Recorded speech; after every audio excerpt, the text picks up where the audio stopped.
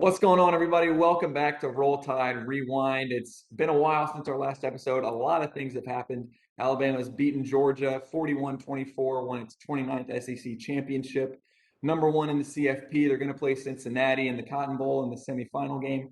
And by the way, Bryce Young won the Heisman Trophy, becoming the first Alabama quarterback to ever do so. So we got a lot to talk about tonight. And there is so much going on in Alabama Nation right now that we're actually going to break up this historic SEC championship into two videos. So instead of doing offense and defense in the same video, this video tonight is going to be all about the offense, what Alabama did to combat this defense from Georgia that we thought was historically great and couldn't be scored on.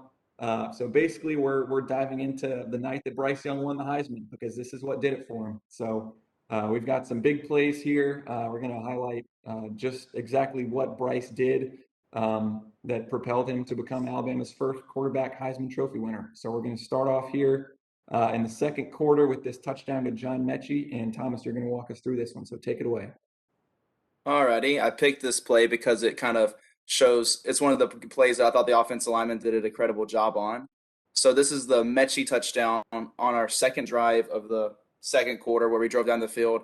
But I just want to point out it's a four-man pressure and the offensive line really holds its own. Bryce has all day to throw. He even has enough time to even point to Mechie of where he wants him to run. And that's been a problem all year where Bryce hasn't had a lot of time. He's had to make throws quickly or he's had to roll out of the pocket. And in this play, he just gets to stand in the pocket. It feels like for forever, and he just points to Mechie wherever he wants to go, and he just makes a beautiful throw to the end zone. And JV Cohen ends a very good block on Jordan Davis here, just holds him up and doesn't let him move, or Jordan Davis doesn't move. I don't know which one, but great ball by JV Cohen. Yeah, that's my favorite part of this play is Jordan Davis's insane effort at trying to get past Javian Cohen there as he stands still for 10 seconds and lets Bryce have as much time as he wants. But the offensive line does do a great job on this play. And boy, that throw by Bryce is fantastic. He has to get it past those two defenders. He also can't get it too close to, I believe that's Kendrick, number 11 at the top. Yeah. Can't get it too close to him or he could get the pick. So that's a really, really good throw by Bryce. Yeah, this play right here was the first one where I knew Seth McLaughlin had saved the offensive line. I mean, Bryce had forever to throw the football, and then he directs Mechie to the corner, and that's why he won the Heisman Trophy because he has that much command of the offense. So what you're saying is not only did Seth McLaughlin save the offensive line, he won the Heisman Trophy for Bryce Young. Is that what I'm hearing right now? I think if you could break up the Heisman Trophy into pieces, Seth McLaughlin deserves a piece. You will hear no argument from me on that. But this is a really nice job by the O-line picking up that stunt on the right side. They bring the end, he loops around and goes inside, but they're all on the same page, and they do a really nice job there. Owens and Ekiyor are ready for the defensive tackle to go outside. So, yeah, really nice job there, giving Bryce a ton of time, like we said. And anytime your quarterback has enough time to point and tell the guy where to go, the O-line's doing its job. I feel like this is a good job getting through the progressions too for Bryce because he starts out all the way to the left and ends up throwing the touchdown all the way over to the right. Yeah, that's pretty. I mean, that's an incredible throw. Yeah, that's awesome. The offensive line is awesome that play. They give him tons of time, but that's an incredible throw. I don't know if we have a replay here. Here we go. There's another look at the O-line. Yeah, so McLaughlin, I mean, he recognizes this DN coming from all the way over there. That's Nolan Smith, number 4 for Georgia. He sees him looping around inside, and McLaughlin does a nice job to get a piece of him and keep Bryce protected. Good angle of that throw, too. That's perfect.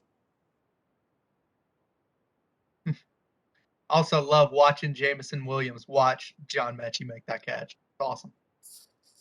Little contrast there. Nolan Smith, I believe, was the number 1 player in the country, correct, James? When he came out of high school? Yeah, I think he was the consensus of his class, yeah. Okay, Seth McLaughlin, 3-star from Buford, Georgia. Well, yeah, there you go. Yeah, Nolan Smith has kind of had a disappointing career. I mean, he's a talented player, obviously, but I'm sure Georgia fans were kind of hoping for more out of him. I mean, a lot of those Georgia players don't put up like the highest production because there's so many of them too. But yeah, I definitely Yeah. would say it's not been as what I thought because I remember him coming out of high school. He was hyped up to be this guy. So because he was Yeah. number one recruit, since I think in every recruiting website had him number one.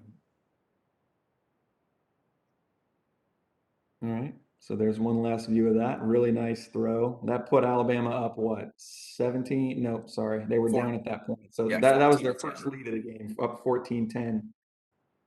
So now we'll move ahead a little bit. Whoops. Now we'll move ahead to their next drive, still in the second quarter. Thomas, what'd you like about this? We wanted to start off highlighting the O-line because of how great a job they did. So we're starting off with some O-line highlights. Thomas, what'd you like about the O-line on this one? Yeah, so far at this point in the game, this was the best run of the game. I feel like most of the runs we had, we were getting hit at the line or kind of stonewalled a little bit. But I think Cohen gets a really good block here. He kind of pushes the edge. Not it wasn't the edge rusher, but he's able to get a good block to allow Brian to have a hole.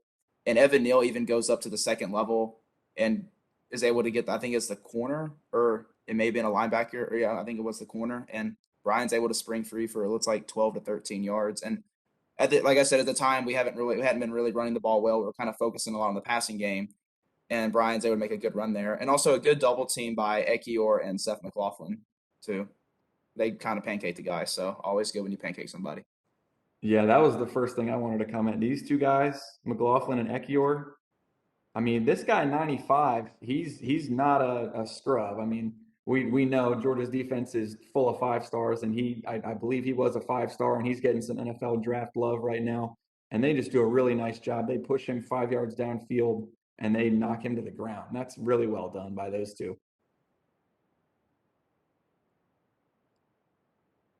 I mean, that the whole offensive line's great. Neal is way out there blocking, and then McLaughlin gets way downfield even after Brian Robinson's tackled. You can tell he's coming downfield to make another block if it's needed. Yeah. That reminds me a lot of Landon Dickerson. He was always looking for someone to block. That's Yeah. kind of what Seth McLaughlin does there. He even though he pancakes a guy, he continues to run. So he's And he looking for stands over somebody that guy else. at the end of the play too, just to rub it in a little. I don't know if y'all saw that. There's a guy on the ground in front of him. He just stands over him for a little bit. Just looks down at him. Once again, similar to something Landon Dickerson would do. Definitely. My lasting memory of Landon is him waving bye-bye. I don't know what game it was, but he's on the sideline and he's waving at the opposing players or opposing fans. Bye, see ya. Yeah, my favorite Landon one probably was the LSU game when that guy jumped like off sides and Landon like pointed for a first down and pointed and Yeah, and yeah. hit him I in the did helmet that as he there was at some pointing. point. That's my favorite thing he ever did.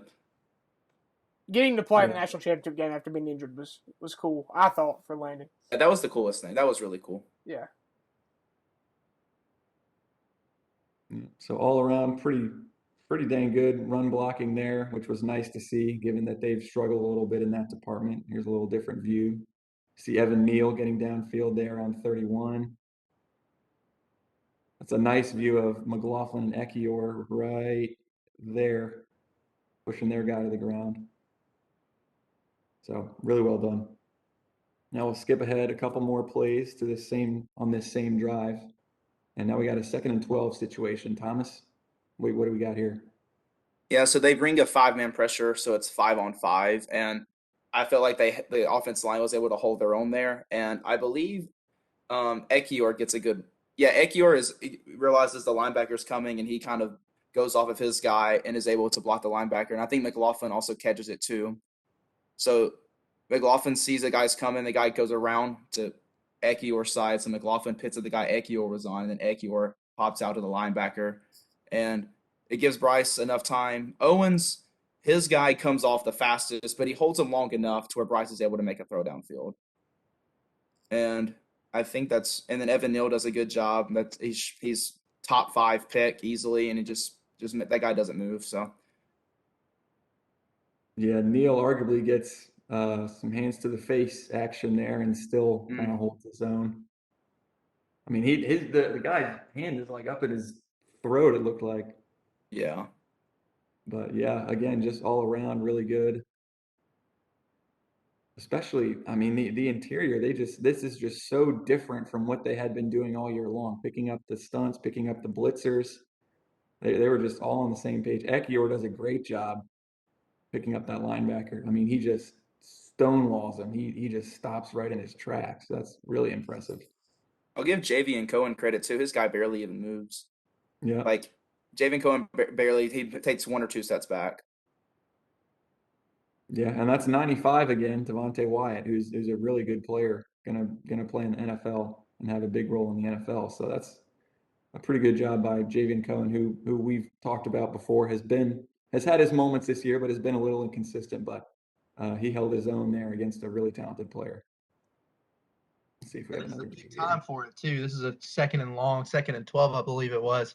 Yeah. You get sacked here, it's trouble. You're gonna have to punt the football almost assuredly.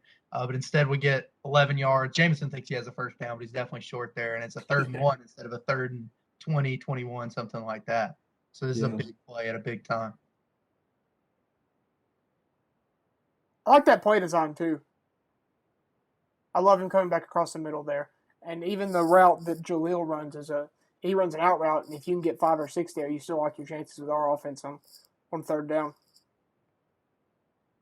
Do you think this might be an option route? Because Jameson looks like he could take that either way, and he's kind of playing to the leverage of 31 there, and he probably sees out of the corner of his eye that linebacker goes. So he's got a ton of space. Do you think that he has an option there, and he and Bryce have to be on the same page, or do you think that's the way it's going to go all along? I don't know, but if he goes out and up on 31, he scores. You think? Well, yeah. If he goes out and up, yeah, I can see 31 that. can't run. Is there a guy behind 31 though, or no? I don't think so. No. There is that Sadio, that's the one who comes up and tackles him. Yeah. The guy that's deepest is the one that ends up tackling him. So But he's not behind 31. If we go, yeah, he's not behind him though. Yeah, so he definitely, if he did like a double move, he probably could have scored, Yeah. given how fast he is. Still a great play. I mean, to get this into 3rd and 1 out of a 2nd and 12, you'll live with that, especially when the O-line was as good as it was this day. Absolutely. So now, as Cole mentioned, that's a key 2nd and long play to avoid a really tough 3rd down. Now, this is a key 3rd down in a tie ball game late in the 2nd half, trying to go down there and score. 3rd and 10. And again, the O-line comes through, Thomas. Yeah, they rush 3 and they have 2 linebackers kind of just sit there and they come kind of at the end. But the offensive line really holds their own, gives them enough time. And Georgia has a busting coverage that leaves Mechie wide open. You don't leave our second best receiver wide open by about 10 yards. So, but it's just a great job that like the offensive line given like holding up, because against Auburn would bring maybe 3 or 4 guys on some plays and they would be in the backfield hitting Bryce and knocking him down. So it was a relief at this time to see them holding their own against 3-man pressures and just being able to allowing Bryce to make a play. Now to Kobe Dean, I can't make out who the other guy is, but they are, I guess, spying or whatever. Like one of them may have Brian and one of them may have Bryce, and they're kind of just sitting there. They don't come to the end, but it was a good job by the offensive line either way. Yeah, that's what's interesting to me on this play. I'm wondering what those linebackers are doing, because if they are spying, and maybe they are spying and they just see the defensive line has forced Bryce to his right, but if they are spying, like they definitely take a left angle on that, like they're kind of cutting off the left. It seems like, or cutting off their left, Bryce's right, not letting him scramble to his right. Mm-hmm. And it seems like they leave the other part of the field kind of wide open. But maybe they saw that Georgia was getting pressure from that direction. Yeah, I was curious about that too, because if you're going to blitz, you're going to just send them right from the get-go instead of having them read. So I don't know if they're, I mean, because you have blitzes, of course, where you don't go right away. You kind of wait, and then you have a speedy linebacker just go a little bit delayed. But yeah, I was a little confused by this too. Yeah, that's way too long of a delay. Yeah. I think Thomas has a good point. It could be one of them spying Bryce and one of them's, kind of man-to-man on Brian / go after Brian on the blitz. But still, I mean, great job by the O-line. It seemed like a lot of the rushes and especially a lot of the stunts like Georgia does here that the O-line's kind of tactic was to just muddy it up inside, like just shove the guy inside and let the interior handle it and just let it get so chaotic in there that there's nowhere for them to really go. I don't know if that was a coaching point or if that's just how it turned out, but Yeah, that's a good job by Evan Neal. I didn't realize this at the beginning, but he blocks the defensive end in the beginning and ends up blocking the defensive tackle at the end. So yeah, that's really well done. The O-line was great, but this is horrible coverage. yeah, I think Yeah. if you go to the replay, it shows you how bad it is. Like Is if you there keep one? Is there a wider view? Yeah, there we go. Yeah. Like it's And 3rd and 10. I think one of them, I think he thought he was going to get passed off to the other corner, but the other corner was playing man and not zone. I think that was the problem. Yep. Yeah, I definitely think the outside corner is playing man, the inside corner is playing zone. Yeah. And that just leaves that entire side of the field wide open, which is something you don't expect from a defense that was as highly touted as Georgia's coming into this game. I kind of can't believe this happens, especially on a 3rd and 10 play. Yeah, and I mean, I don't know, with a defense as complicated as Georgia's, because it's, based on Alabama's, not exactly alike, but quite similar. A lot of times you kind of have these combo coverages, right? Like zone match or man match where you're in zone, and then if a guy enters your zone, then you take him in man or something like that. So I'm wondering if that could be the case here. And Alabama just knows that because Saban has such extensive knowledge of what Georgia's defense is going to do, since it's basically his own defense, and they just are really able to dial up plays that are going to cause those, mix-ups in coverage. So maybe that guy on the outside who is that, Jameson? Yeah, that's So yeah. So maybe he is kind of playing the flat, but then as soon as Jameson goes there, Alabama knows that he's got Jameson in man to man as soon as Jameson enters the guy's zone, and then they know that that guy's going to become man to man on Jameson, and then they run Mechie out there because they know that the guy's going to be in man to man on Jameson running inside. Could be that's kind of my working theory on this one. It's just kind of a byproduct of Saban knowing Georgia's defense so well and being able to kind of game plan for it. That was also the part of Georgia's defense that hadn't been tested. Like, who was the best quarterback they played this year before Bryce Young? Hendon Hooker? Yeah. it was probably Hendon Hooker. Yeah. I mean, with as bad as DJ at Clemson played, if he's in your top 3 quarterbacks that you've played this season, your secondary has not been tested, and that was Georgia's case there. His secondary had not been tested, and it didn't hold up very well. I mean, if Alabama plays them again, there's a chance they get some of those things fixed, and it looks different. But it did not look good in this game. Yeah, and Hendon Hooker played him pretty well. I mean, that's kind of what a lot of people were saying was like Tennessee kind of gave you a blueprint of how you could potentially beat Georgia. Mm-hmm. They didn't quite have enough athletes to be able to, but they were able to move the ball at least, which is something we hadn't seen against Georgia at all this year. Yeah, that's a great point. Yeah, I remember the Tennessee game because I remember Ryan mentioned to us that Tennessee, even though they didn't have the athletes and they scored 17, but they provided a blueprint to beat them. I felt like. Yeah, and we'll get into that a little bit later. We definitely can see some similarities between Tennessee's offensive game plan to attack Georgia's defense and what Alabama ended up doing. A lot of RPOs, just kind of get it out, almost, horizontal out, parallel to the line of scrimmage. So I definitely think Tennessee's game plan had something to do with that. So there's a key 3rd down. We'll keep on going with the O-line highlights here, a couple more. Again, still tie ball game late in the second half. We're on the verge of scoring now. And again, the O-line does a really nice job picking up whatever Georgia's defense tries to throw at them here. Yeah, the first thing that comes to mind, or like that I see first, is Seth McLaughlin's block. That's the first thing that pops off my screen, and his great blitz pickup by Seth here, and I felt like the offense line overall did a great job. Brian Robinson deserves a shout out here on this play too. They bring another guy as well, and Brian hits him pretty hard. Looks like he actually hit him to the ground too, and also a great route by Slade. Great play call.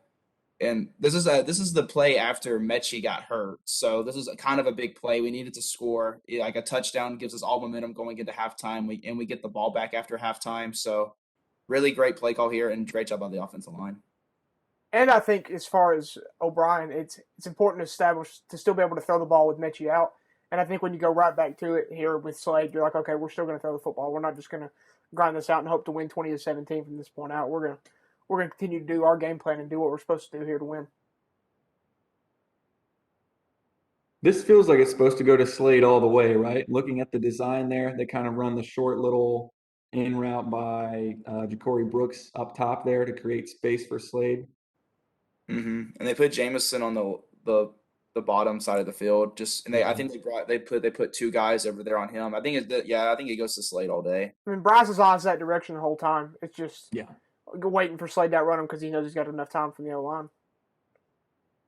yeah, they're kind of putting, I think that's Darian Kendrick there, number 11, in a bind. If he goes off to cover Slade, then he's going to leave Ja'Cory wide open. And since he goes up and plays Ja'Cory, that leaves a lot of space for Bryce to throw it right over his head and hit Slade. So I like the concept. I mean, that's kind of a staple concept you see pretty much everywhere, college, NFL, whatever. So I like that. Bryce does a nice job reading it. But I mean, again, I want to go back to Seth McLaughlin, man. Look at this. That guy's speeding right up the middle, and he just, I mean, knocks him right over to the ground. That get a little nasty there, which you love to see in O-lineman. I mean, that's a Landon Dickerson type play. And that's who he is. He's the O-line savior. That's the kind of things he does. Yep. It's also like great. Go ahead, sorry. Okay, I was gonna say it's great recognition by Seth McLaughlin here because like as soon as he snaps that ball, he has to be ready to block them, and he just takes him right to the ground.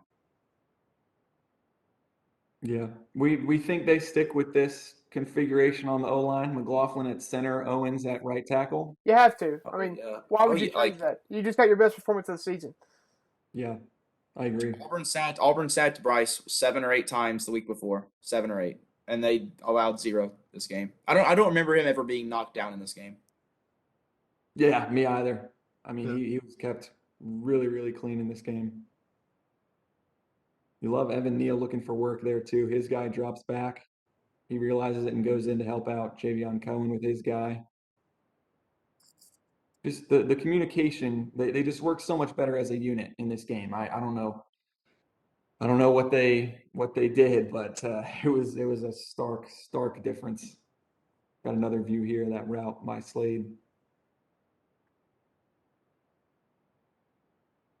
Yeah, I mean, Bryce probably just knows pretty much from the get-go what he's reading there. I mean, as soon as he sees Kendrick go up and play Ja'Cory, you got all this space because you're safe. I mean, Slade's going to have a ton of space to go and get leverage on that safety, and then you got a linebacker chasing him, and that's, he's obviously not going to be in position to make the play. So, nice concept, nice read there by Bryce.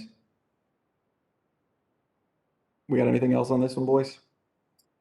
I don't think so. All right. Let's skip ahead. I think we have 2 more O-line highlights here. So now we're skipping to early second half. Alabama's up 24-17. Key 3rd and 1 play. Thomas, what do we got here? So I added this in mostly because it was refreshing to see us get a 3rd and 1 conversion because week before, I remember in the first half, we missed 2 3rd and 1 conversions. And then I remember in the fourth quarter before the 97-yard drive, Trey Sanders was stopped on a 4th and 1. So this was refreshing to see. Great block by Ekiyor. I think Ekiyor does the best job here, and he's also the most excited after the play. And also credit to Chris Owens too. Like Nolan Smith, is a great football player, and he just is able to get around him and push him to the edge and allow a bigger hole for Brian to have. So,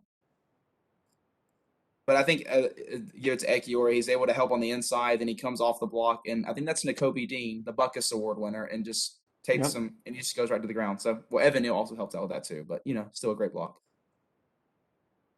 That's a really good job by the right side of that offensive line because, I mean, this is a 3rd and 1. We saw this, I think you mentioned it 3 times last week, 2 3rd and 1s and 1 4th and 1. We ran it every time. So you got to think Georgia's expecting a run here. They got one of the best defensive lines in the country. We open up a huge hole there for Brian Robinson to run through. That's a really good job. If he doesn't run in, I think it was Evan Neal. If he doesn't run into Evan Neal in the hole, that could be a huge play. Like he cuts this back, and I think he runs into, is it Evan Neal maybe, I believe? Yeah, they run into each other. Evan Neal and Ekiyor a little bit. Yeah, if he doesn't run into him, it's a massive play. I mean, the hole's big anyways, and it's a good job by Brian Robinson to cut it back inside to get the first down, but, I mean, that could have been a huge play. Yeah, because Georgia kind of takes some stuff out of the play here. They kind of like there's only like if Evan Neal doesn't run into him, Brian Robinson's one-on-one with that corner Yeah. that he ends up hitting. But yeah,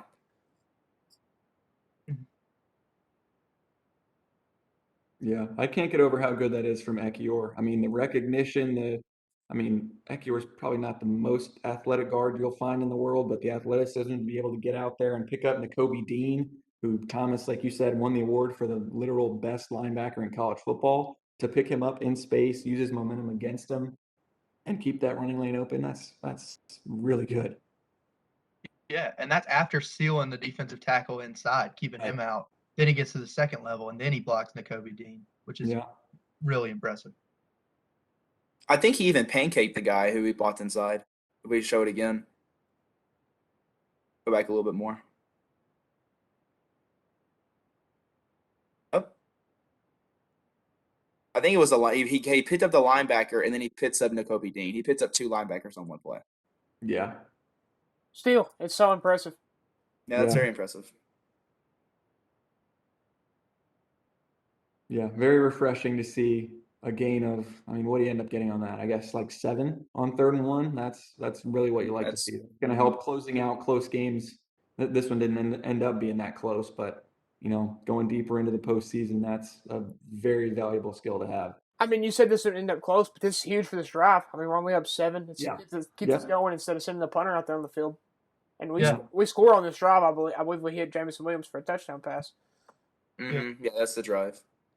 Yeah, it's also that's the first. Sorry, Cole. I was just saying this. This is the first drive of the second half, so we need to create a little more momentum because Mechie had just gotten hurt too. So. Yeah, that's exactly what I was going to say. Is we had a lot of momentum down the stretch in the second quarter. We really needed to come out with a strong first drive of the second half, and this one helps keep it alive. B-Rob showing a little nastiness there too, fighting, knocking the guy over, falling forward as he gets tackled. That helps too. Handles. Is that scene number 16? Yeah. Yeah, that's number 16. Yeah. He gets bulldozed. He gets bullied right there.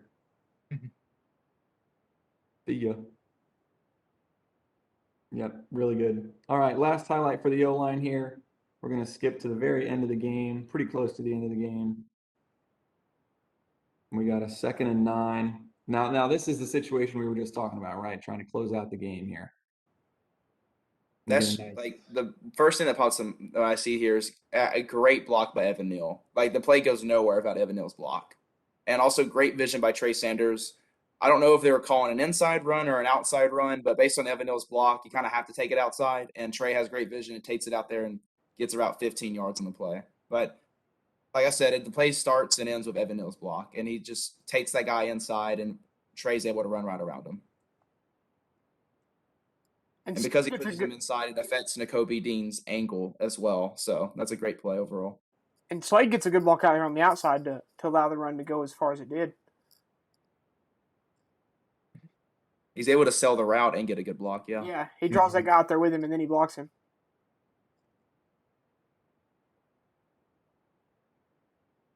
Yeah, that is really incredible by Evan Neal. I mean, they open the hole inside. To me, I think it's supposed to be an outside run, or maybe like an option run. I'm not sure, but he opens the hole inside. The linebacker comes to fill it, and then he's able to move his guy, block him towards the inside, and then it's super open. And since I can't tell who that is, that Dean again, number 17? I think it is. That's Nakobe Dean. Yeah. Since he comes up to try to fill that hole, he's not able to get out as fast to tackle on the outside. And so Trey Sanders is able to beat him to the spot. So that's a really, really good job by Evan Neal and really incredible. I don't know how he was able to do that. That's the kind of block that'll get you drafted in the top 5. Absolutely. Yeah. Mm-hmm. So what do we think here? I know when we were prepping, we were kind of split on this. Do we think that the design of this run is to go between Cohen and Neal here, or do you think it's supposed to go outside of Neal the whole way? I feel like it's you can go. You want me to go around? Go ahead, Thomas. Okay, I feel like based on how Cohen, because he and McLaughlin start as a double team, and I feel like Cohen tries to come off to Nakobe Dean, but he's too slow. But Also, another thing that confuses me is Evan Neal's block. He blocks him inside to where Trey Sanders would be running if it was an inside run, which makes me believe it's an outside run. So it's conflicting things there. I feel like how Cohen blocks it's an inside run, but how Evan Neal blocks it's an outside run.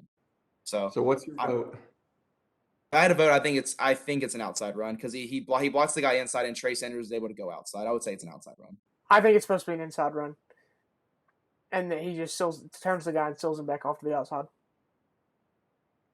Mainly because of the way Javion Young. That's just a lightning quick adjustment by Evan to realize that the guy's getting outside of him and then real quick push him inside and make a ton of space for Trey. And he's just kind of hoping that Trey sees it the same way that he is. Yes. See, I kind of feel like if it was supposed to be that, like if it's supposed to do that, Evan Neal would have kept blocking him that way. Because if it's supposed to be an inside run, you want to get that guy away from the inside. So Evan Neal would have just kept blocking him. So that's why I think it's an outside run. It's by the way Evan Neal blocks it. I think the fact that we're having to discuss and debate this shows how impressive it is by Evan Neal.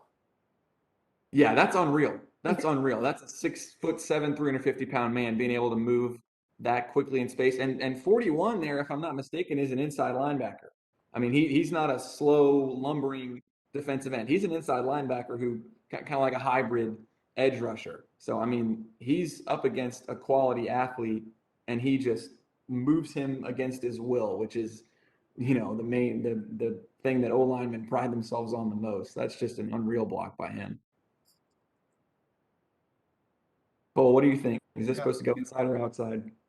My vote would probably be outside run. I think maybe this is Evan Neal noticing the guys outside of him and knowing he has to get him back towards the inside, and that's why we see it looks like he's blocking him to the outside and then starts to block him to the inside.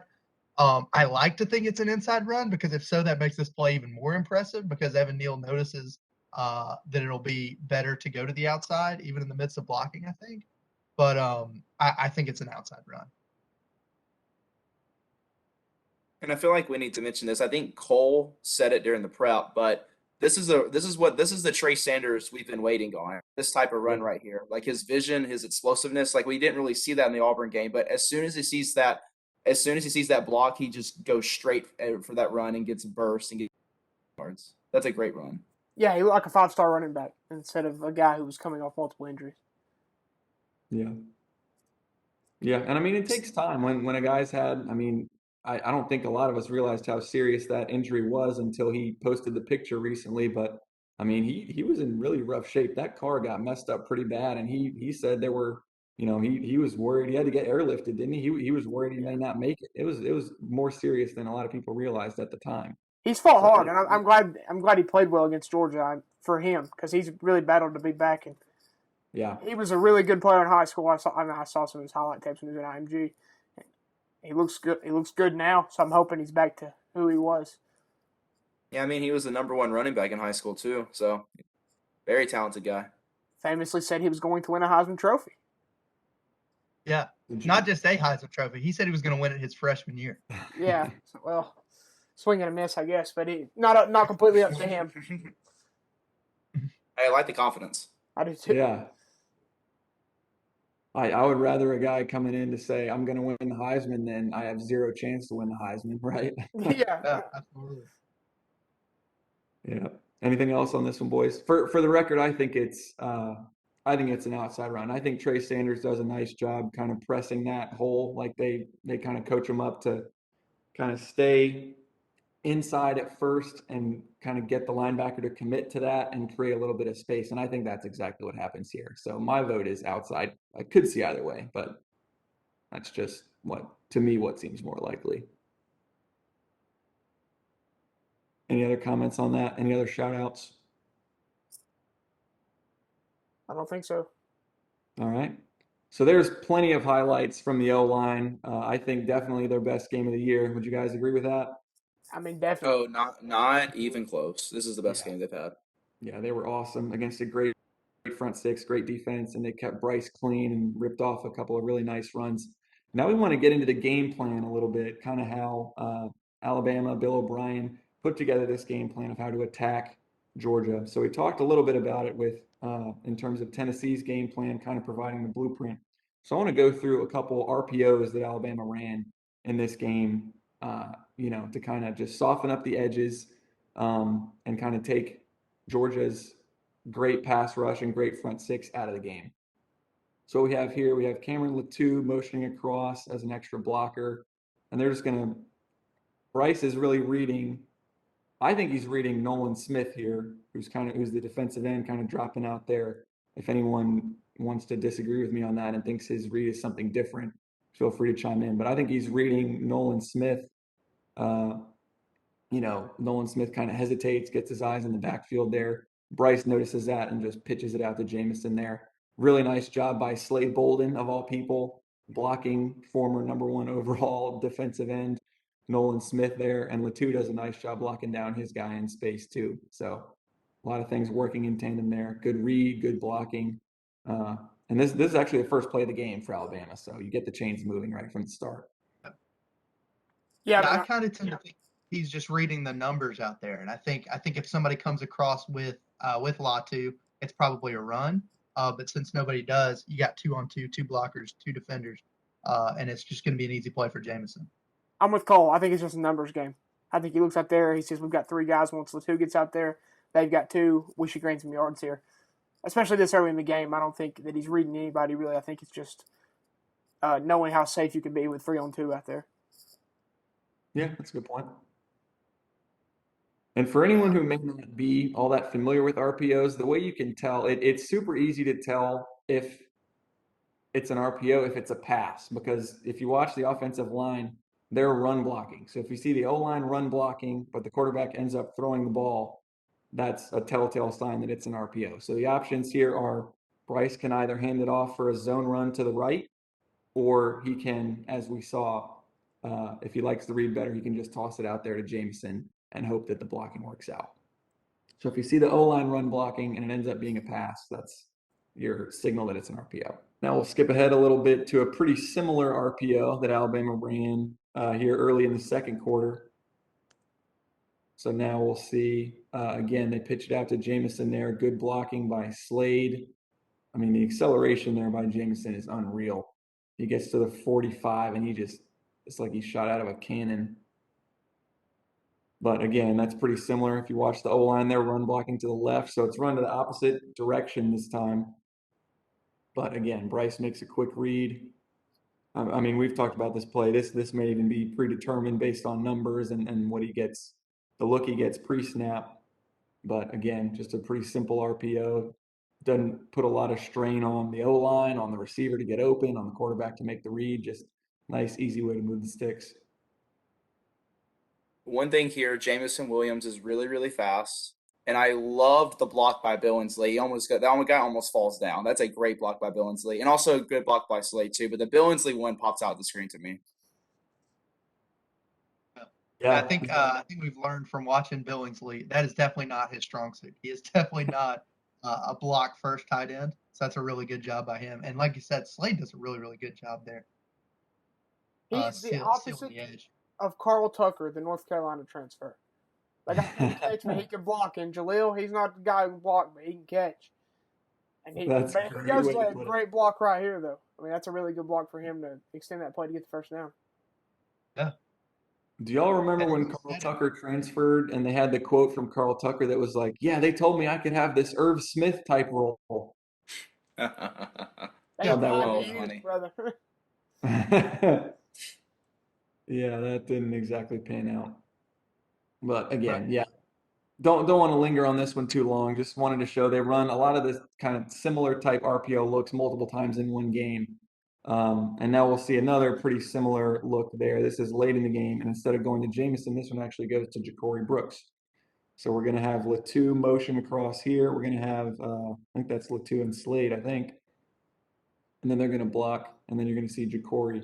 Again, just a quick read. This is really, really similar to what Hendon Hooker did a ton in the Tennessee-Georgia game. Just take the ball, immediately throw it like parallel to the line of scrimmage. Just get one of your playmakers out in space and see what they can do with it. So, again, pretty similar thing. Just get 2 blockers out there. You got good numbers.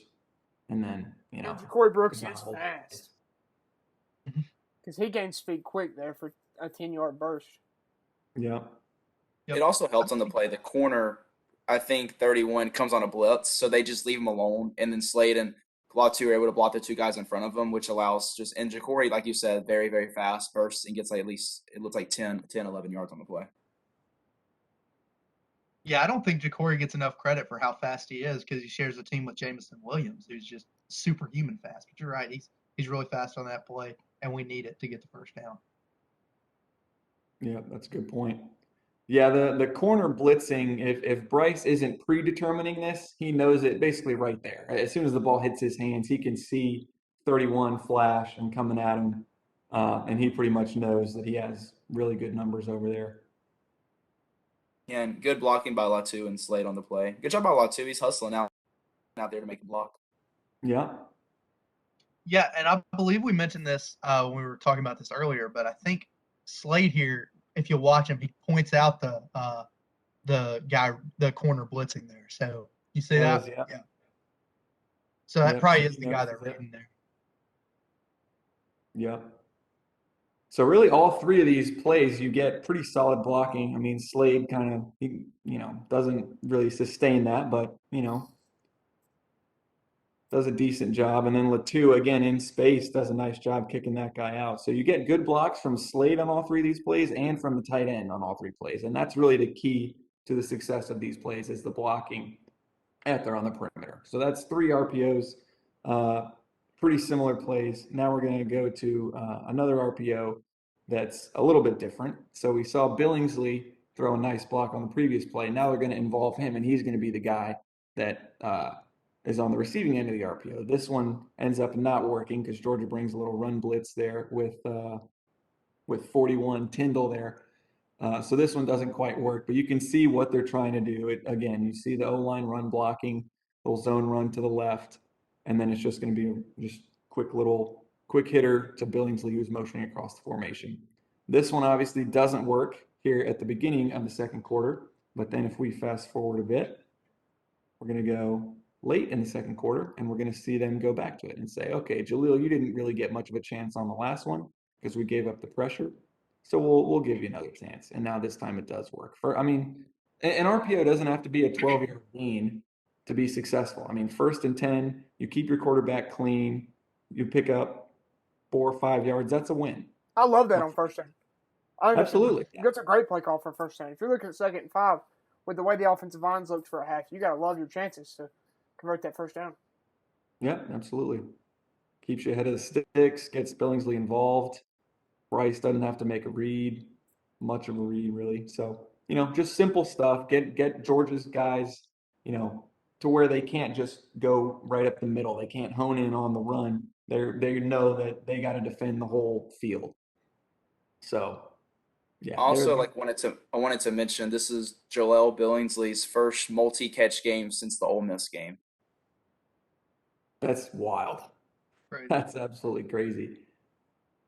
Especially in the Iron Bowl, because he had that key catch on, what was it, 4th and 7 or 4th and 7. And they had enough trust in him to do that. But yeah, first multi-catch game since the Ole Miss game, which was the 5th game of the year. Yeah.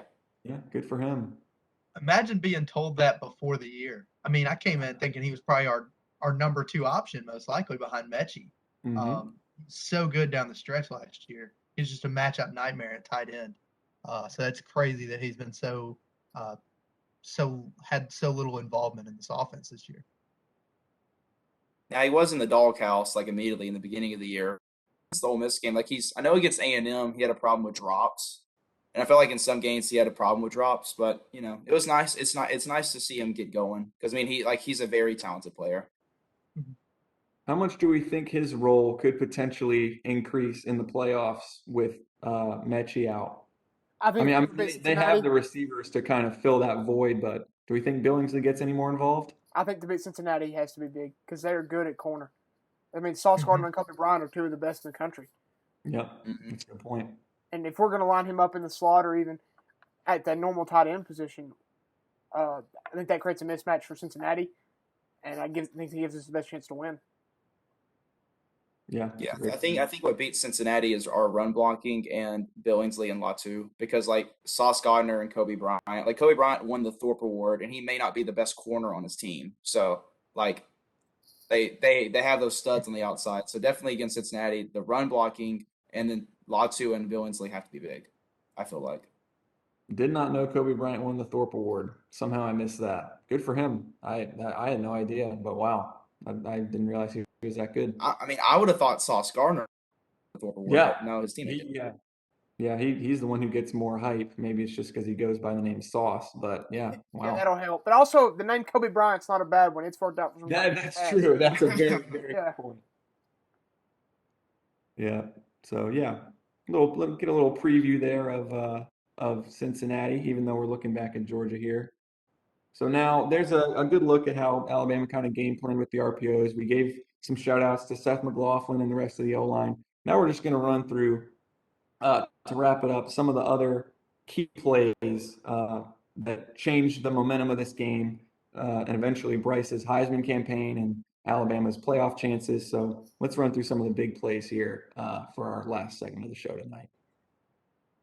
So now here again, we're going back to that drive right at the end of the second half. High ball game. Yeah, this is a big play. This is the play where Bryce fumbles the ball right there, and it's a very impressive recovery. But I watch the replay; he just grabs the ball with one hand and sticks it against his helmet and holds on to it. But that's a really big play for multiple reasons. One, Mechie also gets hurt, and we lose him for the year. But that's 17-17. We're trying to get a score in before half, and if you fumble the ball and get it back to Georgia, it's possible 17 halftime, or Georgia could possibly go down and kick a field goal, and that gives them all momentum going into halftime. So this was a definite big play, a nice heads-up play by Bryce. We obviously don't like him fumbling, but we do like him being able to have awareness to be able to recover the ball. I think part of this is just a lack of discipline on Georgia's part. Like, it's 17-17, you're trying to pick the ball up and run with it. Yeah, Nolan Smith confused me here, trying not even jumping on the ball. He tries to pick it up, make a play for himself. Just so lay on that it. You guys on that. Like Cam Newton in the Super Bowl. Yep. It's pretty nice to have a quarterback that'll actually go after the ball when he fumbles. Yeah, definitely. I mean, this right here is a key moment. Him being able to, I mean, there's a guy's hand there. You got Nolan Smith running by. Him being able to track that ball down and pin it up against his helmet, that's huge. It's really incredible. I mean, he pulls it away from 4 different Georgia players that are bigger than him. That's really insane. Yeah. I gave him no chance when I was watching this live of getting it back, but that's just a great play by Bryce. Yeah. I'm going to try to avoid showing Mechie lying on the ground there. But I just want to give him a shout out. I was kind of lukewarm on him coming into this year, but he, especially in the Iron Bowl when Jameson was out for the second half, Mechie really showed me just how key he is to this team, the trust that Bryce has in him. He's a really key player. I gained a lot of respect for him. And I mean, he may be coming back. We don't know yet. But even if he doesn't, he's going to succeed wherever he goes. He's a great attitude, and since he's been on campus. I mean, he came in behind an elite level of receivers, and he never wavered, never said a word about it. Just showed up every day and went to work. He was great for us this year, great for us last year, and I mean, if he comes back, I'd be ecstatic. And then if he doesn't, I hope he gets drafted by the Patriots. Yep. Yeah, I feel the same way. I think he will come back. It's not just the injury obviously hurts too, but also I feel like he wasn't getting a lot of first round love. It's due to the fact this is like a loaded wide receiver class. You have Jameson Williams, who I think will leave after this season because I think he's a first round pick. You have Garrett Wilson, Chris Olave, Treylon Burks. You have Drake London from USC. You have the guy from Pittsburgh. You have a lot of great receivers out there, and also David Bell from Purdue. Give a shout out to him; he's a really good player. But yeah, I think he will come back, and this injury sucks because even if he was getting first or second round grades, having a torn ACL just docks your draft stock. So I really hate it for him. But like Ryan said, wherever he goes, he's going to succeed. He's a great player, and he's got a great mentality, and he's a great leader because Ryan mentioned it, he comes into Alabama, he's the 5th string wide receiver immediately from the get-go, and he's probably not going to move up any because you have Waddle, Ruggs, Judy, and Smith in front of him. So I love John Mechie. He's a great player. Yeah, he's awesome. Yep. Also, going back to this play real quick, this will go in the books as, I guess, a pressure since, you got 2 guys there who kind of forced Bryce out there. But I don't really have an issue with the O-line here. I think this is more of a coverage pressure, I guess. There's just nowhere for Bryce to really throw the ball. This is even Sanders is covered out of the backfield. I can't criticize for not having kind of a backup plan or a check down or something like that. It's just the check down's covered, everybody's covered downfield, and you can't expect them to continue to block for that long. So I'm not going to fault Neal and Owens there. I think they do fine.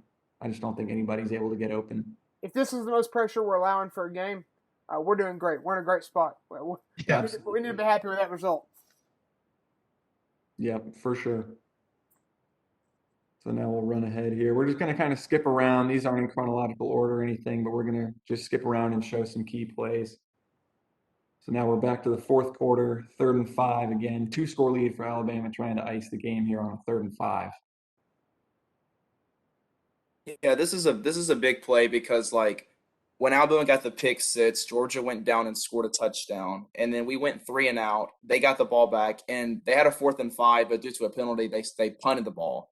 And like we had gone 3 and out the drive before that too, so 2 straight 3 and outs, and we get to a 3rd down. And this is very key to just icing the game, running out the clock. We needed this play, and it's a great play call. Slade's able to get really open. The offensive line kind of holds their own, and B-Rob is looking for a guy to block. So I love it. I love the play call. Love Ekiyor. Ekiyor did a good job there. I'll give him a shout out too.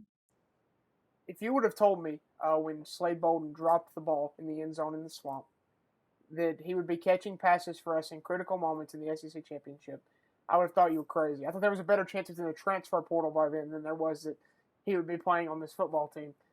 And I was wrong. I was dead wrong. He's been great since then. He's been huge for us, and he was huge in the second half of this game. That's very big of you to say, Ryan. As certainly not a Slade Bolden stan or Slade Bolden apologist. Nice to see the man getting some love from you. Yeah, I mean, he's been good. Yeah, he has. He's made some really key plays. Also, like I didn't mention it, but I like the formation, the trips right formation. It's very hard to guard trips, and this is the formation they ran when Jameson had his first touchdown in the game. So it's nice they went back to it. I was about to say it's even harder to guard trips when Jameson Williams is one of the guys in that trio. Mm-hmm. Yeah, and we'll get to that play shortly here, just in a couple of minutes. But again, I mean, O-line, they're bringing 6. They do a good enough job passing off the stunt there to the left. Evan Neal just kind of gets a piece of the guy. Ekiyor, again, we saw it earlier where he kind of pushed the guy inside and then has the recognition to get out and pick up the blitzing linebacker. Or I guess it was a run, so it wasn't a blitz, but pick up the linebacker in space. Does a really nice job of that again here. Again, I mean, you're rushing 6, so you can't expect a perfectly clean pocket. So I'm going to give Bryce a definite shout out here as well. The pocket's getting a little muddy. You got chaos around you, but he's very poised and delivers a great ball over the middle. And a nice snag there by Slade too.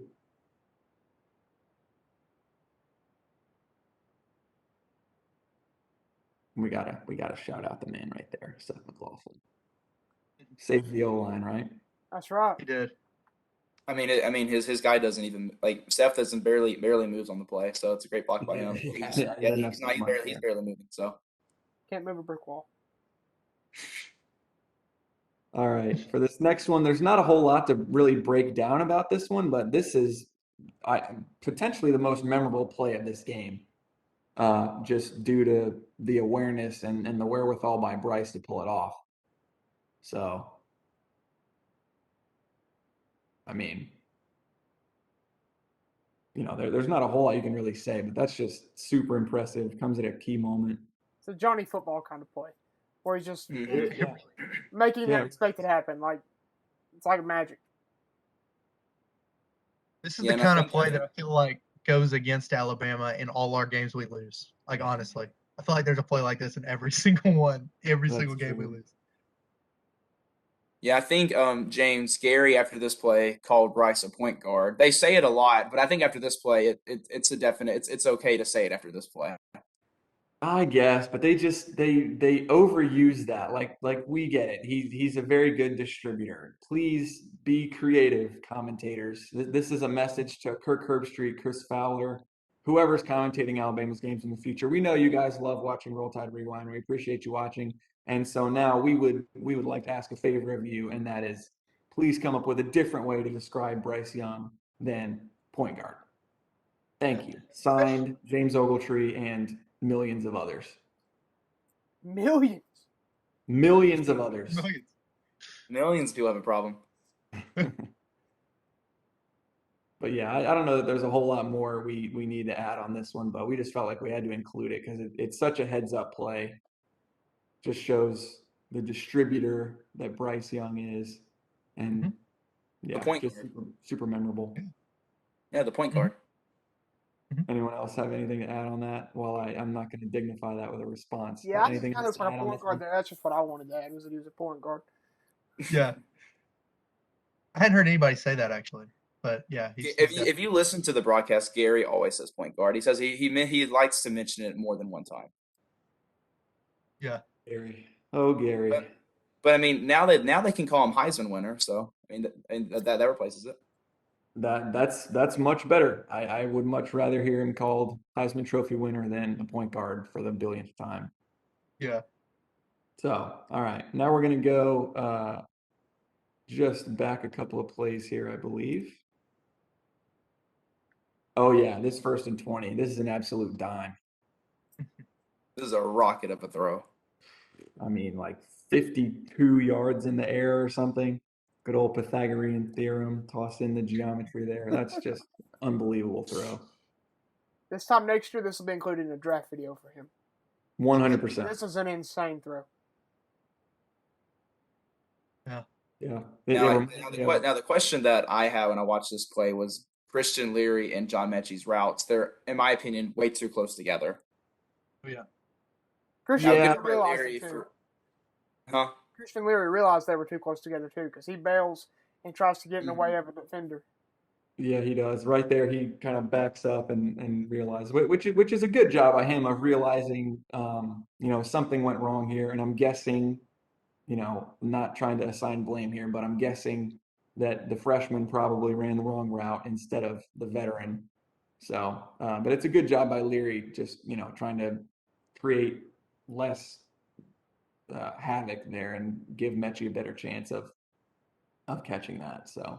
I think Ryan mentioned it earlier, but because of all the running back injuries, Leary's been playing running back, and I bet money and on that play he's actually our running back on the play. He's just out wide. So I imagine if Brian Robinson was our running back on that play, he's not going to run a go route. Yeah. So maybe Leary ran a receiver route and he didn't run the running back route and just confused it, and then realized at the end, he goes, "Oh, I'm running the wrong route," and kind of bails on it. Yeah, it's asking a lot of Christian Leary to play multiple positions his freshman year, learn the offense, and know every single thing he's supposed to do. I mean, he's been good. He was good against Georgia, but I mean, it didn't hurt us on this play. But it is asking a lot of him. Yeah. Yeah, I wondered if maybe he thought that he was supposed to run Mechie's route, but then when you look at it, it's not really the same route. So that, that can't be the case. Or maybe he just doesn't know the pass concepts well enough, and he heard the call and thought that concept involved him running deeper. I mean, I think we would all agree he's probably supposed to go. We don't have another view there, but he's probably supposed to run something underneath, right? Like you're not going to have him running 30 yards downfield. So may just be an example of a freshman not knowing the playbook super well yet. I don't know, but bottom line, let's not let that detract from an absolute dime of a throw from the opposite hash. Just perfect. Cannot place it any better. And on the replay, you kind of see the route Mechie runs is really good. The defender almost falls down by how good of a route it is. You'll see him as soon as Mechie makes his cut at around right there, the defender right there almost falls down. It's pretty impressive for Mechie. This is probably an underrated thing, but for him to be able to stay on track, running at the same speed and going in the same direction while his head's turned, I feel like that's something people won't notice about this play, but that's impressive because he gets his head around at the 27, keeps at the same speed, he doesn't slow down, stays in line, and doesn't drift off of his route while he's tracking the ball. That's a skill. And that's something I want to point out too. That's valuable. Also, Christian Leary catches his football if John Mechie's not there. That's a catch either way. Christian Leary catches that football if John Mechie's not there. He's got his guy beat too. Mm-hmm. He does have a little edge on him, yeah. Yeah. Yeah, Christian Leary's also fast too. Let's not let that be mentioned. He's fast. Yeah. Yes. Yeah, that's an incredible catch by Mechie too. I mean, it looks kind of easy because he gets his hands on it, but he's getting hit pretty hard as he catches it by 47 there. That's a tough catch on the sidelines. Getting hit as he makes the catch. That's a good job. In the same way that this will be in Bryce Young's draft tape, whenever John Mechie goes to play in the NFL, this catch will probably also be in his draft tape. Yeah. I agree. That's a highlight for both of them for sure. Anything else on this one? I think you described this play, James, as the Eli to Mario Manningham play, right? Yeah, that's definitely what it reminds me of. Ryan, I know you're a Patriots fan. We don't want to remind you of that one too much, but I mean, we mentioned it in prep. I don't know why we had to say it here. yeah, I mean, there's just I can't think of many throws where there's that small of a window that the quarterback needs to fit the ball into, and he somehow finds a way to do it. And this isn't a perfectly clean pocket either. I mean, he doesn't have a whole lot of room to step into that, which just makes it all the more impressive. He's got the guy coming around basically untouched and still is able to deliver that ball. Absolutely. He gets hit as he throws this ball, it looks like. Yeah, he does. Yeah, it's a good stunt by Georgia too. Mm-hmm. One of the few that worked. Mm-hmm. Yeah, just awesome. I mean, that's one of what 6, 8 plays in this game that helped Bryce Young win the Heisman. I mean, it doesn't get any better than that. So we got 2 more here, I think. We mentioned the touchdown by Jameson Williams out of the bunch here earlier. Now this is that play. So Georgia is, I mean, we can talk about it. I cannot figure out what Georgia is supposed to do or trying to do here, but That is a coverage bust at its finest. You do not leave our fastest and best receiver and Biletnikoff Award finalist 15 yards of cushion. You just don't do that. Yeah, not wise. And I think I saw a stat. He hit Jameson Williams hit 22.8 miles per hour on this play. That's fast. Yeah. And he looked And faster than that. Right there. Right And, there. and the thing is, it's not a. I think Ryan mentioned that's not a bad angle by number 29. That's not a bad angle at all. No, I mean he takes a good angle. He takes the right angle. There's no better angle to take there. And he's so fast. Man, that is really awesome to watch because you can see it's 29, right? You can see him just constantly trying to change his angle the entire way. Yeah, he tries to correct and there's no correction to be done. He's faster than Exactly. you. Yeah. And Jameson Williams still beats him. That's crazy. Part of it is 29 just has so far to go, and I can't, looking at how Georgia's covering this, I can't really figure out what they're doing because 16 here, Lewis Seen is going down to play an underneath zone, and he picks up the drag route from over here in this bunch, but with Jacory there. But so then, normally if you have a safety dropping down underneath, this other safety is going to play the middle of the field, and you're playing like cover 1 or cover 3, right? But in this case, 29 goes way over here as if it's cover 2. So something ain't right here. Either Lewis Seen is not supposed to play an underneath zone and he's supposed to drop back to the numbers just like 29 does here, or 29 here is supposed to drop to the middle and he's the one safety in the middle of the field. I'm not sure which it's supposed to be. Based on what the other guys do, this guy is a defensive end who's dropping. He's here and drops back to cover the flat, which would leave this guy to cover deep. So my best guess is that it's supposed to be cover 3. Lewis Seen is right to go here. This guy's dropping deep. He's a deep third. This guy's dropping kind of deep. He's a deep third. And my guess is 29 screws up, and he's supposed to drop this way toward the middle of the SEC logo instead of dropping way out to the numbers. Curious what you guys think. There's several guys who could have screwed up here. What do you guys think? I'm with you, James. I think it has to be cover 3. I don't know how they like their matchups any other way than to pretend like this is cover 3. Yeah, I've watched it like 20 times by now, and that's the best thing I can come up with. But I think you're right, James. Because at the bottom of the screen, at first I thought it was I think that's number 6. They're on the secondary. But if he doesn't go to that spot, Joel Billingsley is just wide open. I love my chances of Joel Billingsley against a defensive end. So yeah, it's not on him. So I think it has to be 29 on this play because that Jameson has the whole middle of the field by himself. yeah. But because I mean, if 29 is playing the middle of the field, he's right there, and he's in a position to, if not disrupt the throw, he can at least try to make a tackle on Jameson. I mean, if he's right there in the SEC logo, he's right there. But instead, he drops to almost outside the numbers, and there's just nobody within 15 yards of Jameson. Yeah. And I think you mentioned it earlier. If 29's doing the right thing there, you would expect Lewis seeing the other safety to drop and do kind of the same thing, but the opposite way.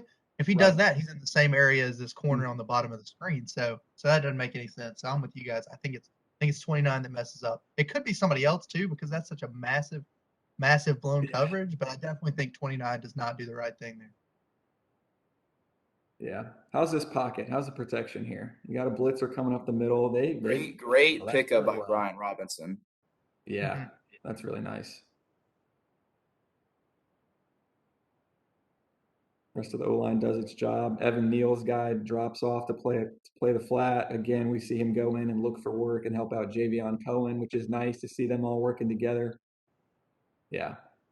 Yeah, that's really Brian nice. Robinson just stands that linebacker up. Mm-hmm. Thomas, you may not have it off the top of your head, but what's the stat with Jameson's big plays this year? He's tops in the FBS by more than one, isn't he? I wrote some stuff down. I only looked at touchdown catches, but he has 8 50-yard or more touchdown catches. 7 of them are 55 or more. 4 of them are 70 or more, and 3 of them are 80 or more. That is and he also ridiculous. had the 94-yard touchdown against Miami to kick off the year. But yeah, his big playability is just incredible. It's like every game you're just like, oh, because like he's had 8 50-yard touchdown catches and they've had 13 games. So he's getting about, and that doesn't also count the 50-yard catches that he's had in the game that weren't touchdowns. I think he's had 1 or 2 of those as well. Yeah, and it seems like his all his big plays come at big times too. Like it feels like it's even more than 8 because they've come at such massive time. I mean, this one is big. Georgia's up 10-0. They seem to have all the momentum. We get a big one here. I believe it was the LSU game where Bryce hits him on the deep ball late in that game that kind of sealed it. I may be misremembering that. May be a different game. It was the Tennessee game. The Tennessee game. Yeah, that's the one it was. Yeah. You're right. But yeah, I mean, that was such a big one. It feels like there were 2 or 3 more that were just massive, that came at massive times, that really turned the tide for us. I mean, he's been the guy we had to go to for big plays all year. And his speed has been a huge factor for that. You can see it here, but he's been a huge part of Alabama, and I anticipate him being a huge part for Alabama hopefully the next 2 games. Yeah, it's just crazy we got him in the transfer portal. That's what always amazes me the most. Ohio State fans will tell you he couldn't play there. Yeah. Yeah, they'll tell you he's the 4th string, who've been the 4th string receiver. Yeah, you need to evaluate your development if that guy can't play.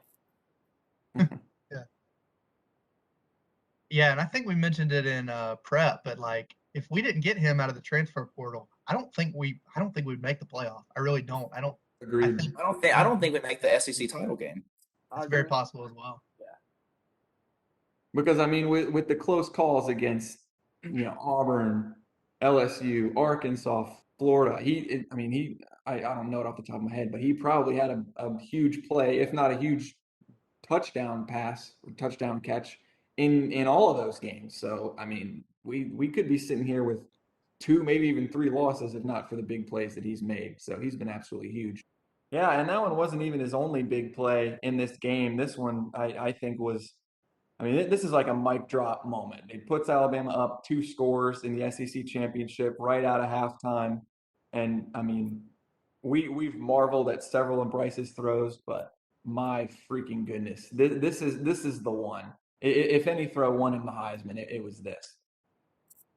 That was 60 air yards, I believe. Those are from the 35, and it lands at the 5. So that's like 60 air yards.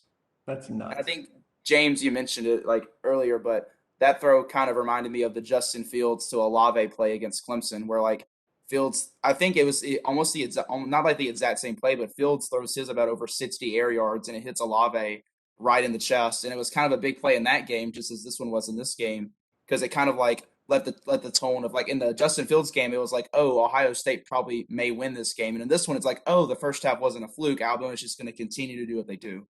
So big play, really big play, and I love the celebration Jameson does at the end again to the goalposts. Yes. Also, it kind of early in the season, people talked about Bryce Young not being able to throw the deep ball. Well, he can. If you're wondering, this is something he can do. He is that level of quarterback because this is a phenomenal throw. And I think Gary points out the blocking here. Yeah, that's really good. Yeah, especially the right side. That's what he's circling there. That stunt with Ekiyor and Owens, and then Trey Sanders helping out with that too. And if y'all watch Slade across the middle, he puts his arm up. He knows what's happening. Yeah, we've seen that a couple times in past episodes. Like Chris Owens gave it the early call right there. Right there. He knows. Yeah. He knows. It's game over. What an absolute money ball. Look at that acceleration. Mm-hmm. Yeah, that's bonkers. When I watched this the first time, I literally rewound it and watched it at half speed and double speed and 1.5 speed just to I thought my eyes were playing tricks on me. Right there after he gets out of the break, I mean, he does a little stutter and then he just goes. He leaves that. That's number 5's Keely Ringo. That's a former 5-star corner. He just blows right past him like it's Smitty on what's his name? Tuff Borland or Pete Warner, whatever Ohio State linebacker it was last year. That's what this is like. This is like a Chad Ochocinco kind of route. Like he used to do stuff like this to make you like he would go into a break and then he would just burst right back out of it and it would make you like question if he was human. Yeah. Absolutely crazy. And I mean, like I said, this is the moment. Like this is the mic drop for the game. This is kind of a mic drop moment that says, yeah, Alabama has had kind of a rocky year by its standards, but we're here now. This was the mic drop for Bryce's Heisman campaign, I would say. I mean, this is an iconic throw. We were talking about highlight throws that'll go on Bryce's draft tape. This will be right up there with the 1st and 20 to Mechie that we just talked about a couple of minutes ago.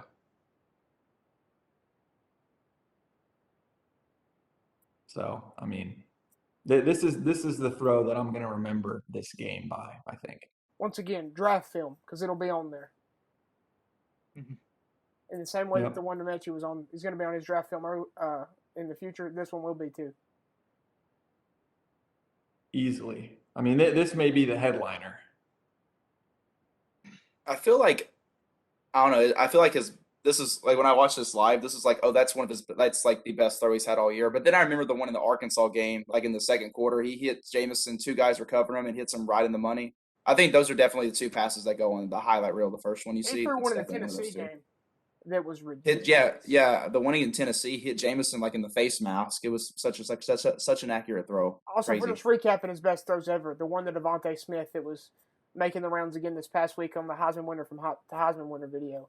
That's a ridiculous throw too. That was the first thing that gave me like a little bit of confidence for when Mac was gone. It was like this dude can throw that thing around because that was an insane throw. That throw for Bryce was like Tua's spinning touchdown throw to Judy against Vanderbilt. That was like the first flash where you're like, all right, we got something here. We're on to something. No offense to Hurts, but when Tua did that in Nashville, I was calling for his job. I was like, I want this guy to be my quarterback. I don't think I got to be my quarterback forever. Yeah. That was a hot take at the time, but in hindsight, you were not alone, huh? Correct. I'd take him over. I would have taken Tua over any defensive end or wide receiver or anybody really. Interesting. There's an inside joke there related to the Washington football team and its number 2 overall selection. Somewhere hidden very subtly. Yeah. But yeah, man, I just thought this was the perfect throw to end it on. A lot of great plays were made in this game on the offensive side of the ball by the O-line, by the running backs, receivers, obviously we've seen, and of course Bryce. But yeah, like I said, this is the one that I think was a major statement in this game. So definitely how I wanted to end it. Anything else we want to point out about this one or just about the game in general, guys? One thing about the game, I think I'm going to defend Bill O'Brien here for a minute. I think he's gotten a lot of hate from Alabama people, and understandably so. He's called some really bad games. I thought the Texas A&M game was rough. I thought there've been a couple, but this game kind of showed you what this offense could be like with a good offensive line. And I don't know whether he'll be back next year or not. And I think if it is, this should give you a lot of confidence about how this offense can look next year if this offensive line can get fixed and look really good. Great point. Yeah, agree wholeheartedly. I think Bill O'Brien, just with this game, I mean, I don't have the stats in front of me, but Bryce threw for what? 410, 420, 430. It was like 420, yeah, 421. Yeah, and they hung 41 points on him. In I don't know, probably more Georgia fans there than Alabama fans, I would guess. Definitely. I think it was 70-30. 70% so- Georgia to 30% Alabama. You know, a hostile environment, best defense in college football, and the offense comes out and plays like that. Bill O'Brien deserves a ton of credit, and he deserves. How long of a slander free zone does Bill O'Brien deserve for this game? 10-minute mark of the first Cincinnati, quarter. through the rest of the year, what do we think? Oh, the 10-minute mark of the first quarter of the Cincinnati game. If we go 2 possessions and I'm pissed, I will be calling for his Come job. on. Yeah, He deserves more leniency than that. So how long do we give him a game to get us beat and the season be over? I don't know what you're asking for here. I'll give him a half. You Okay, bring it. I'll settle for a half. I can do a half. I'll give him a half. Okay. No more Bill O'Brien slander, and that goes for everybody watching too. No Bill O'Brien slander from now until at least halftime of the Cotton Bowl on New Year's Eve. After that, it's fair game, depending on how things are going. Yeah. One thing I'll say about the game, if I had to get I have to mention the offensive line again because 8 sacks or 7 or 8 sacks against Auburn. I think against LSU it was 6 sacks, and just to see them come out and play against arguably the best defensive line we faced all year, best defense we faced all year, and for Bryce not to get sacked at all and barely ever been knocked down in the game, they deserve a lot of credit for this game. And also Bryce Young decided today he was going to win the Heisman, so everybody deserves, and also Bill O'Brien, I will give him credit. I've been hard on Bill O'Brien, but this is a great game plan against the best defense in the country, and he was hanging 41 points on him. So a lot of people deserve credit, but if I had to pick one, it's the offensive line. Yeah, absolutely. Ton of credit, much deserved all around for the players, the coaches, everybody else in Alabama's program who makes a big difference in putting that product on the field. And earned a playoff spot. They got a date against Cincinnati coming up here on New Year's Eve, and we will see how that goes.